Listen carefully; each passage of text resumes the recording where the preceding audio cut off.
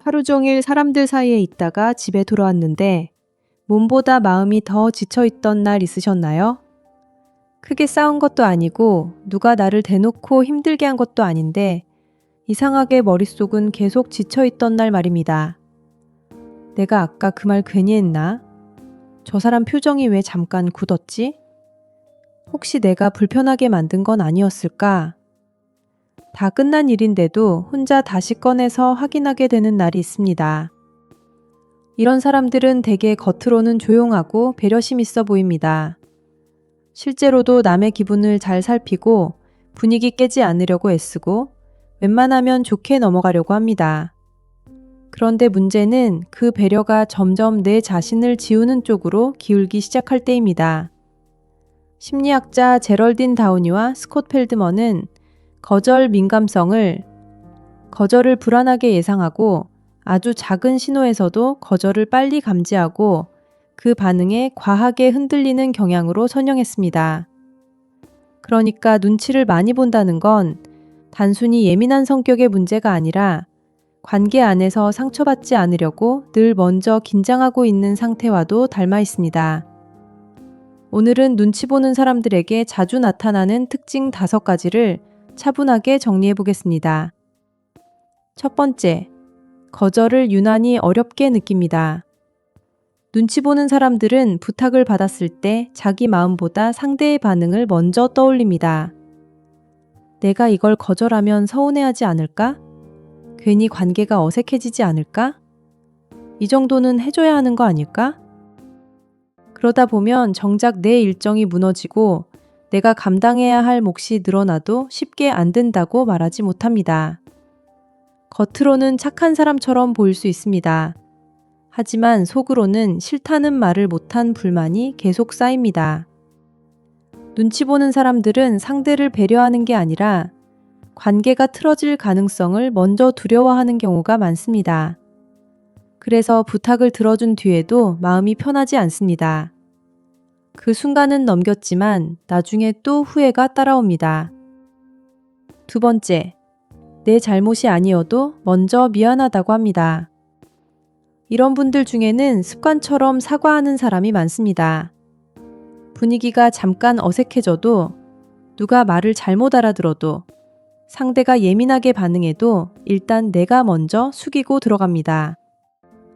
물론 사과는 관계를 부드럽게 만드는 힘이 있습니다.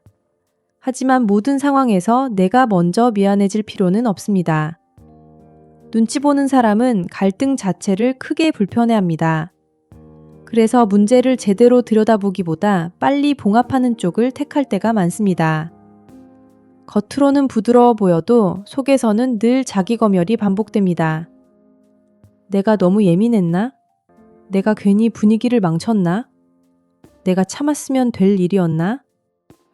그런데 이렇게 계속 살다 보면 나중에는 정말 내가 뭘 잘못했는지 아니면 그냥 상대 기분까지 내가 떠안고 있는 건지 구분이 흐려집니다. 세 번째, 상대의 표정과 말투를 지나치게 오래 신경 씁니다. 눈치 보는 사람들은 남들이 대수롭지 않게 넘기는 장면도 쉽게 지나치지 못합니다. 인사할 때 목소리가 조금 낮았던 것, 문자 답장이 평소보다 짧았던 것, 웃고는 있었지만 눈빛이 어딘가 차갑게 느껴졌던 것. 이런 작은 변화가 보이면 그 순간부터 머릿속이 바빠집니다. 혹시 화난 건가? 내가 뭘 잘못한 걸까? 지금 나를 불편해하는 걸까? 실제로 사람은 아주 짧은 순간에도 상대의 분위기와 태도를 빠르게 읽어냅니다. 날리니 엠베디의 연구로 잘 알려진 씬 슬라이스 개념은 우리가 몇 초 안 되는 단서만으로도 상대에 대한 인상을 형성할 수 있다는 걸 보여줬습니다. 문제는 여기서부터입니다.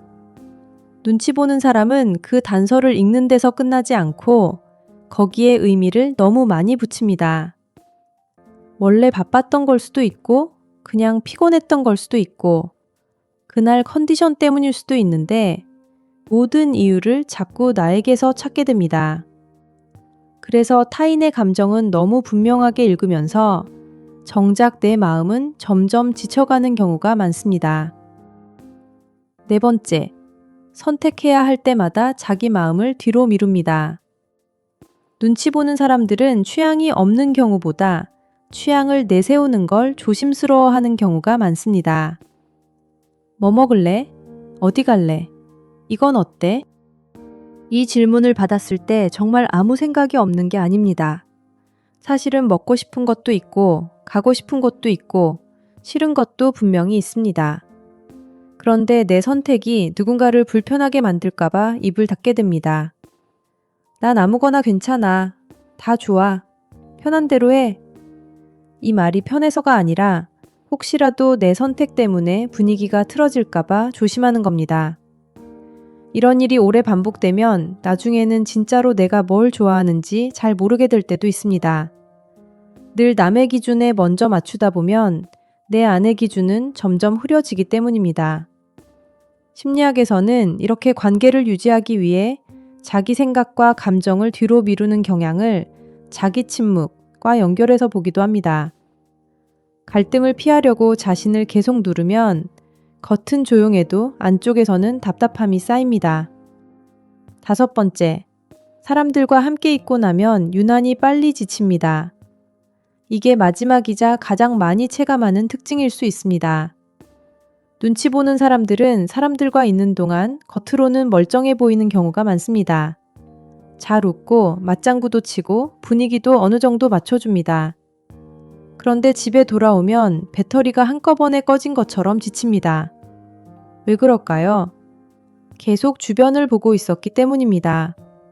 누가 불편한지, 내가 튀지는 않았는지, 지금 이 말이 괜찮은지, 상대 표정이 변하지는 않았는지 계속 확인하고 있었기 때문입니다. 심리학자 마크 스나이더는 사람이 사회적 단서를 민감하게 읽고 그에 맞게 자기 표현을 조절하는 성향을 자기 모니터링이라고 설명했습니다. 이 능력 자체는 나쁜 게 아닙니다. 상황을 잘 읽고 관계를 부드럽게 만드는 데 도움도 됩니다. 하지만 그 조절이 지나치면 언제나 나보다 남을 먼저 보게 됩니다. 그러면 사람을 만나고 난 뒤 몸보다 마음이 먼저 지치게 됩니다. 그리고 혼자 남았을 때 내가 오늘 실수한 건 없나? 이 생각이 다시 시작됩니다. 정리해보면 이렇습니다. 눈치 보는 사람들은 거절을 어려워하고 필요 이상으로 미안해하고 타인의 작은 신호를 오래 붙잡고 선택 앞에서 자기 마음을 뒤로 미루고 사람들과 함께 있고 나면 유난히 빨리 지칩니다. 이 5가지는 겉으로는 다 달라 보이지만 결국 한 가지로 모입니다. 내 마음보다 상대 반응이 먼저인 산입니다. 물론 남의 기분을 살필 줄 아는 건 분명 좋은 장점입니다. 배려심이 있다는 뜻이기도 하고 관계를 소중히 여긴다는 뜻이기도 합니다. 하지만 그 배려가 나를 계속 지치게 만드는 방향으로 가고 있다면 그건 따뜻함만으로 설명할 수 있는 문제는 아닙니다. 수전 데이비드는 감정은 지시가 아니라 데이터라고 말합니다. 불안하다는 감정이 올라왔다고 해서 반드시 그 불안이 시키는 대로 움직일 필요는 없다는 뜻입니다. 그러니까 눈치가 보일 때마다 자동으로 맞춰주고, 자동으로 사과하고, 자동으로 물러서는 패턴에서 이제는 한 번쯤 멈춰볼 필요가 있습니다. 내가 지금 정말 잘못한 건지, 아니면 그냥 분위기를 떠안고 있는 건지, 내가 진짜 원하는 건 뭔지, 지금 이 관계에서 꼭 나만 조심해야 하는 건 맞는지, 그 질문을 스스로에게 돌려줘야 합니다. 남을 편하게 해주느라 정작 내가 늘 지쳐 있었다면, 이제는 그 섬세함을 나 자신에게도 조금 돌려줘야 합니다. 여러분은 5가지 중에서 어떤 특징이 가장 내 이야기처럼 느껴지셨나요? 댓글로 남겨주시면 비슷한 고민을 안고 있는 누군가에게 좋은 공감과 위로가 될 수 있습니다. 이 영상이 조금이라도 도움이 되셨다면 좋아요와 구독으로 함께 해주세요. 여러분의 응원은 이런 이야기를 더 오래, 더 깊이 나눌 수 있는 힘이 됩니다. 다음 시간에는 더 선명하고 따뜻한 심리 이야기로 다시 찾아오겠습니다. 감사합니다.